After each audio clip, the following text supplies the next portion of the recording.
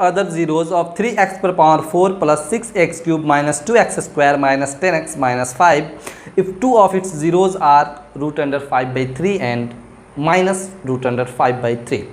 बहुत ध्यान से देखें, ये हमारे पास जो इन्फॉर्मेशन है वो एक बाई क्वाड्रेटिक पॉलिनोमियल है, यानी जिसका डिग्री 4 है और हमारे पास दो जीरोस दिए में किया हुआ है। बहुत आसानी से हमने वहाँ पे सॉल्व किया था। तो यहाँ पे दो जीरोस दिया हुआ है और पॉलिनोमियल दिया हुआ है, वो भी बाई क्वाड्रेटिक, जिसका डिग्री 4 हो। दैट मीन्स कि इसका मैक्सिमम जो जीरोस है वो कितना हो सकता है, वो आपको 4 होगा। तो दो हमारे पास मौजूद है और दो हम और निकालने वाले हैं। तो कैसे निकालेंगे, बहुत आसान था और बहुत ईजिली हम इसको सॉल्व कर सकते हैं। देखिए कैसे, अब ये जो जीरोस है इसको हम लोग चाहें तो लिख सकते हैं। बहुत ध्यान से देखिए, ये एक्स का वैल्यू है, x equal to root under 5 by 3, clear है। और उसी तरह ये x equal to minus root under 5 by 3 है। ये दो थोड़ा दिया हुआ है, जीरोज है, ठीक है। अब तो हम चाहें तो इसको लिख सकते हैं x minus root under 5 by 3 और इसको चाहें तो लिख सकते हैं हम लोग root under x plus root under 5 by 3। बोलिए लिख सकते हैं कि नहीं? बिल्कुल लिख सकते हैं। हम माइनस को इस साइड लाएंगे तो क्या होगा, प्लस हो जाएगा, ठीक है। यानी कुल मिला के बात यह है कि ये दो फैक्टर्स जब हमारे पास मौजूद था तो हमने इसके जीरोस को निकाल लिया वहाँ से। तो और कितने फैक्टर्स हो सकते हैं, मान लीजिए तीसरा फैक्टर होगा और चौथा फैक्टर होगा और चारों को मल्टीप्लाई करेंगे तो हमको क्या मिलेगा, बताइए आप लोग। हमको मिलेगा हमारा px, यानी ये मिल जाएगा। दो ठो तो फैक्टर पता था, दो ठो और निकालेंगे और सबको एक साथ मल्टीप्लाई करेंगे तो क्या है, px आ जाएगा। तो कुल मिलाकर बात ये है कि अगर हम px में, यानी जो भी हमारे पास पॉलिनोमियल मौजूद है उसको अगर इससे डिवाइड कर दे तो बाकी के दो हम आसानी से फाइंड आउट कर सकते हैं। कैसे, बहुत ध्यान से देखिए। अगर हम इसको लिखना चाहें तो a minus B a plus B, ये कितना हो जाएगा, ये हो जाएगा a स्क्वायर और माइनस बी स्क्वायर, ठीक है, यानी 5 बाई 3 का होल स्क्वायर। इसको सॉल्व कीजिए तो कितना होगा, ये हो जाएगा आपको x स्क्वायर माइनस 5 बाई 3, ठीक है।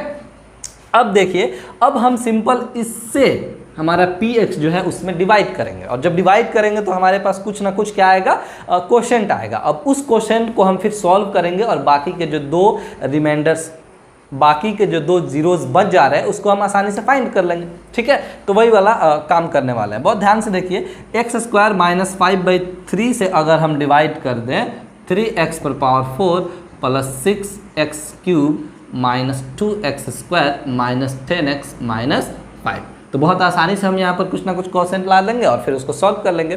पर यहाँ पर एक दिक्कत समझ में आ रही है कि ये एक्स स्क्वायर माइनस 5 बाई 3 है, इसको थोड़ा सा अगर डिवाइड करें थोड़ा सा प्रॉब्लम क्रिएट हो सकता है। तो क्यों ना इसको हम लोग थोड़ा सा और आसान बना दिया जाए, बोलिए पॉसिबल है या नहीं?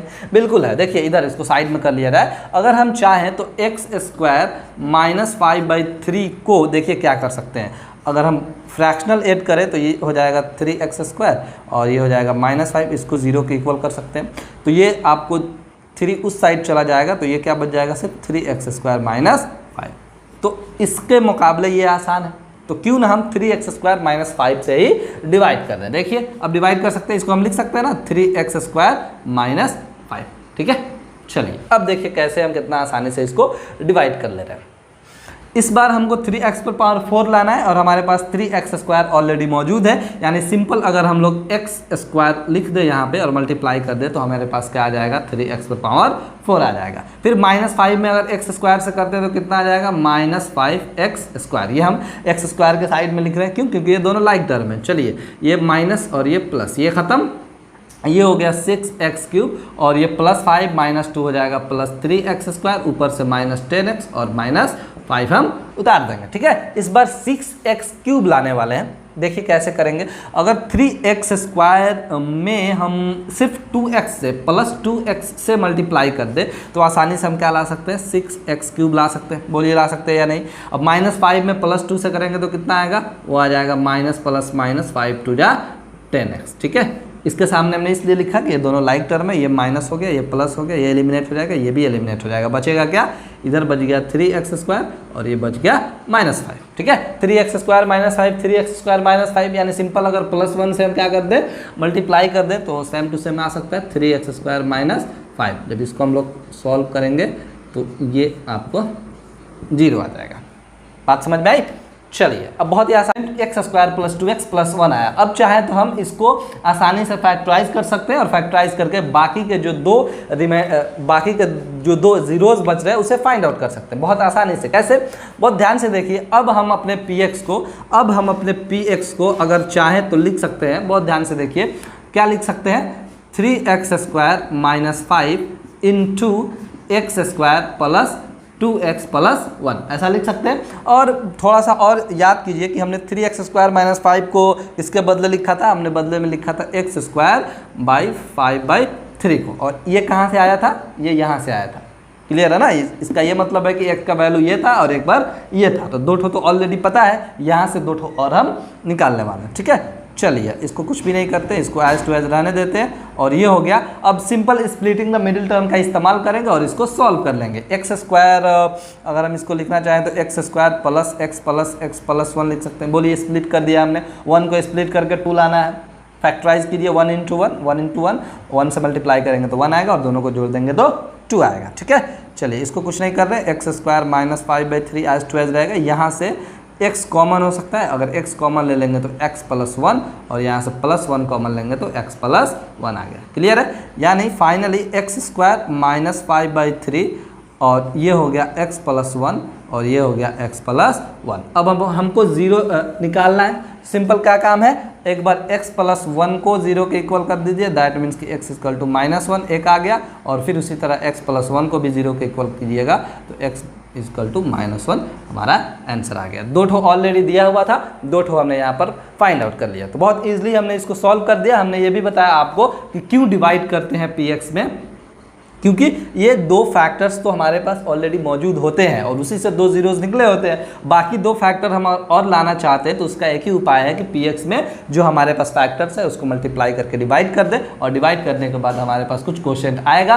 और उस क्वोशेंट को फिर हम फैक्टराइज करके आसानी से x के वैल्यूज को फाइंड आउट कर सकते हैं। ठीक है, आप इसे नोट डाउन कीजिए। अब बढ़ते हैं हमारा जो नेक्स्ट क्वेश्चन है उस पर। तो ध्यान से देखिए क्या बोल रहा है कि on dividing x cube minus 3x square plus x plus 2 by a polynomial gx the quotient and the remainder where x minus 2 and minus 2x plus 4 respectively find gx। बहुत ध्यान से देखिए इसमें क्या क्या दिया हुआ है। बोल रहा है कि किसी डिविडेंड को किसी gx से डिवाइड दिया जा रहा है, ठीक है, और वो gx पता नहीं है, तो क्वोशेंट कुछ आ रहा है और रिमाइंडर कुछ आ रहा है, तो बोल रहा है कि gx फाइंड आउट कीजिए। ठीक है, तो आपने सबसे पहले इंट्रो वाले पार्ट में हमने आपको डिवीजन एल्गोरिथम बताया था, उसमें आपको याद होगा कि हमने क्या बताया था, याद कीजिए। हमने वहाँ पे ये बताया था कि हमारा जो gx होता है वो कैसे फाइंड आउट करते हैं, सॉरी px कैसे फाइंड आउट करते हैं, याद कीजिए।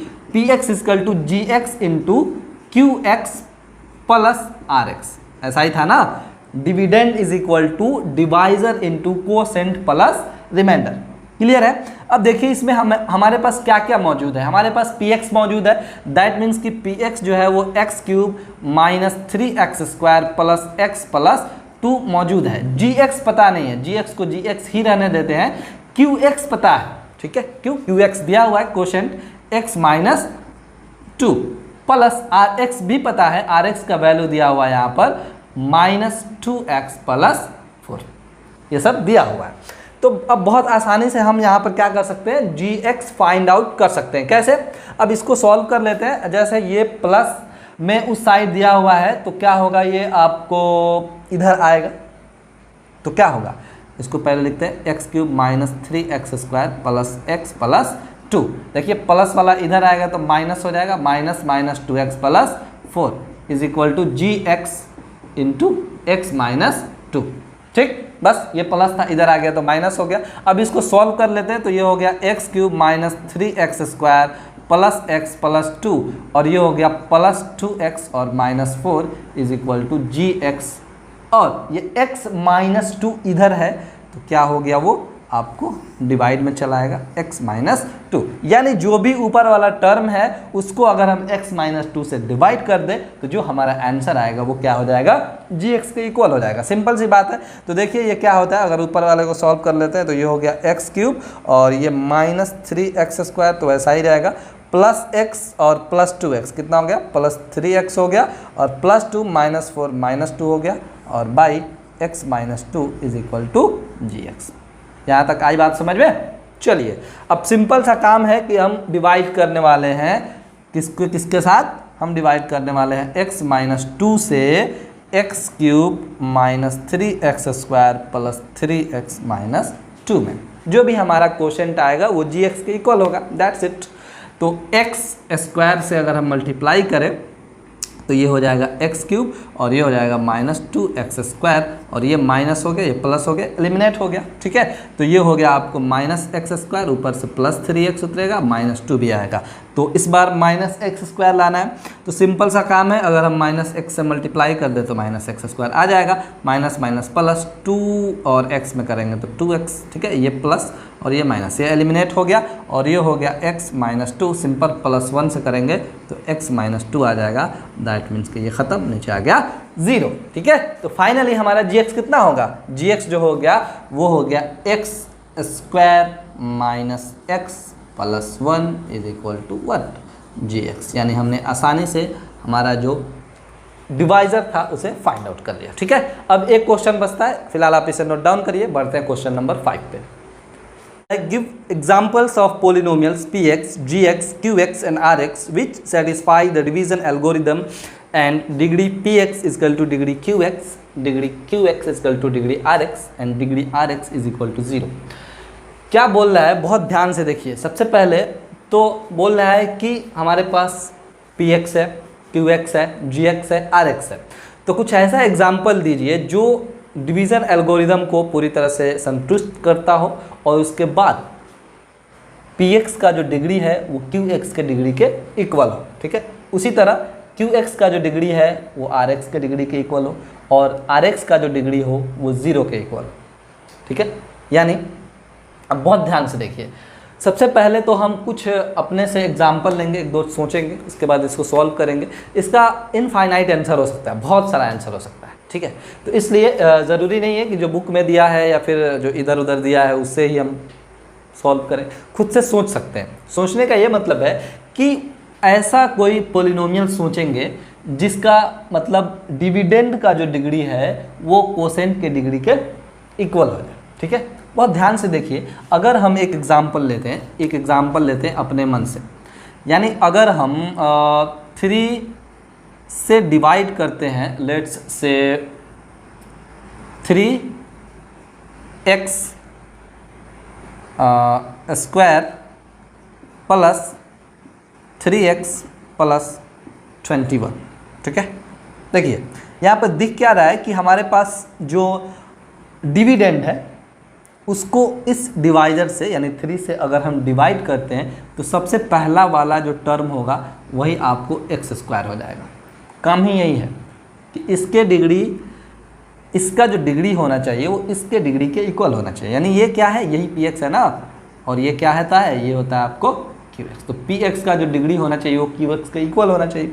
तो बहुत ध्यान से हमने यहाँ पर एक इसको कर लिया। अगर इसको सॉल्व करते हैं तो ये माइनस, ये पूरी तरह से ख़त्म, और फिर ऊपर से 3x उतरता है तो ये आपको प्लस 1 से मल्टीप्लाई करेंगे 3x में तो ये 3x आ जाएगा और ये भी ख़त्म। उसी तरह अगर प्लस 7 में करते हैं तो 7 3 जा 21 प्लस 21, यानी ये भी ख़त्म, बात ख़त्म, सब खत्म हो गया। उससे कोई मतलब नहीं है, हमको मतलब क्या है कि हमारा जो qx का डिग्री होगा वो px के डिग्री के इक्वल होना चाहिए। तो ऐसे आप हज़ारों एग्जाम्पल ले सकते हैं और ख़ुद से सॉल्व कर सकते हैं, ठीक है। तो पहले वाले को हमने बहुत आसानी से सॉल्व कर दिया, जिसका px का डिग्री जो है वो qx के डिग्री के इक्वल ला दिया। दूसरे के बारे में सोच लेते हैं।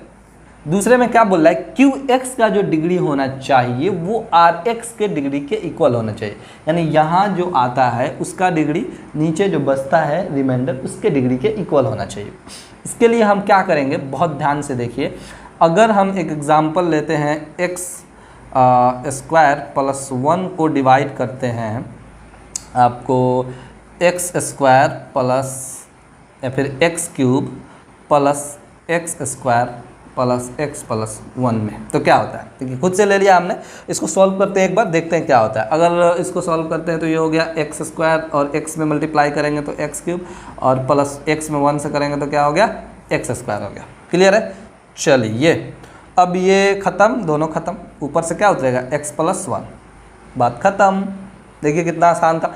हमारा जो qx है उसका डिग्री कितना है, उसका डिग्री कितना है, 1 है, और हमारा rx है उसका डिग्री कितना है, देखिए इसका भी 1 है, ठीक है। तो ये डिग्री दोनों का सेम हो गया।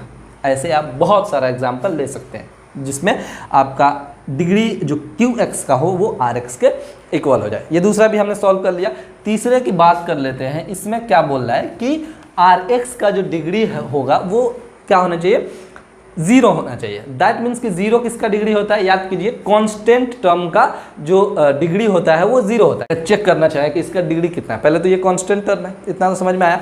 इसको हम लोग लिखना चाहें तो लिख सकते हैं 5 × x⁻0। देखिए तो इसका वैल्यू 1 होता है और ये x⁻0 का वैल्यू 1 होगा, ये 5 का 5 ही रह जाएगा और इसका जो डिग्री हो जाएगा कितना हो जाएगा, 0 हो जाएगा।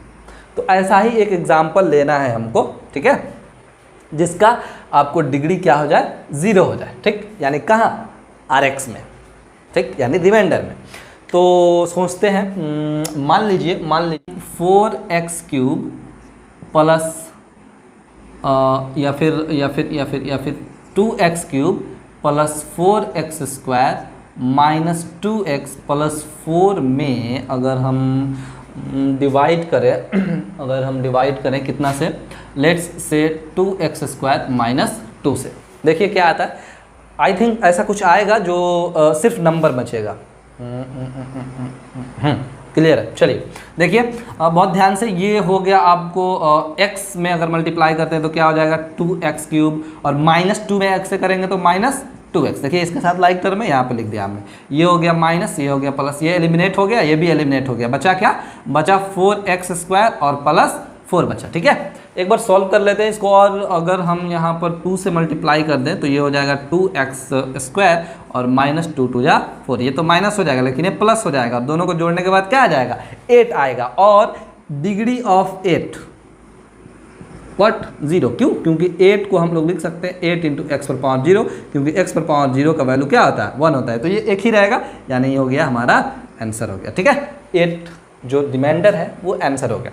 तो इसमें 2 चीज़ बोल रहा था। सबसे पहला तो इसने ये क्वेश्चन बोला हुआ था कि आपको डिवीजन एल्गोरिदम को वेरीफाई भी करना है। तो उसको वेरिफिकेशन के लिए मैंने आपको बताया था, सिंपल सा px को हम लोग लिखेंगे what, gx × qx plus RX। तो इस तरह से आप इस पे सभी के वैल्यूज़ को पुट कर देंगे और px को इन सब के इक्वल आ जाएगा। क्यों, क्योंकि हमने जो भी रखा है, देखिए यहाँ पर आपको ये क्या होगा, ये gx होगा, इसको रखा तो ये हो गया px, ये रखा qx और ये बच गया जो RX, यानी RX कुछ भी नहीं है तो 0 है। तो इस तरह से आप वेरीफाई भी कर सकते हैं, ठीक है। तो आई होप आपको ये पूरा सॉल्यूशन बहुत अच्छे से समझ में आया होगा। आप कोशिश करिए कि इंट्रो वाले वीडियो को देखकर क्वेश्चंस को खुद से सॉल्व करें, उसके बाद इस वीडियो पे आए और अपने क्वेश्चंस को, उसके बाद इस वीडियो पे आके अपने जो सॉल्यूशन है उसको मैच करें।